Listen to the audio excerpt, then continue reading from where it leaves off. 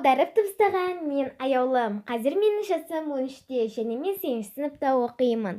Ал енді 4-ші сыныпты еске түсірейік. Сол кезде барлық тапсырмалар қиындай түсті, бірақ мен шығара алдым. Дәл сол сәттен бастап мені білгіш деп атай бастады.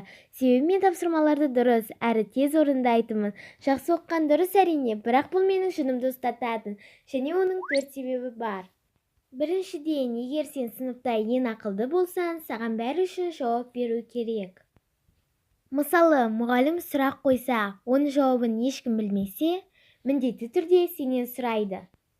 Егер де мұғалім күдіктенсе, барлық сынып қосылады. Ол жауап берсін, одан сұраңыз, ол бәрін біледі деп айтады. Бірақ мен қаламаймын. Түсінесіздер ме? Бәрі үшін жауап бергім келмейді. Қаламаймын. Мүлде қаламаймын. Екіншіден, көшіру. Мен сіздерге уағыз оқитын құдай емесмін, бірақ бақылау кезінде бәрі маған жақындап.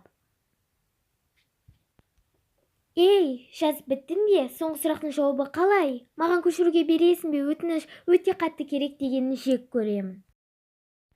Жай ғана олай жасамаңыздар. Оқу жылы аяқталуына әлі уақыт бар, сондықтан дайындалуға әлі үлгересіздер. Тынышталыңдар. Ал үшіншіден, сен ең ақылды болсаң, бәрі сенен бәрін және бірден күтеді. Себебі сен үздіксің, сондықтан бәрін білу керексің.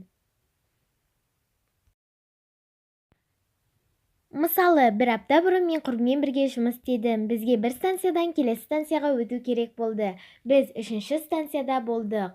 Бізге жақын 5-ші станция бар. Сонда 2 бала отырды. Біреуі: ол бәрін біледі, сондықтан одан ақылды болу керек, деді. Бұның мағынасы не? Одан ақылды болу керек дегені несі? Және неге сіздер мені бір ғалым деп ойлайсыздар? Туылғаннан берілген талант. Адамдар маған бәрі оңай деп ойлайды, бірақ олай емес. Мені сыныптастарым ылғи, сен міндетті түрде 5 аласың дейді. Мен үздікпін, бірақ мен осы жетістіктерге жету үшін көп еңбектендім. Сондықтан егер сіздің сыныпта үздік оқушы болса, оның осы жетістіктерге оңай қол жеткізбегенін түсініңіздер.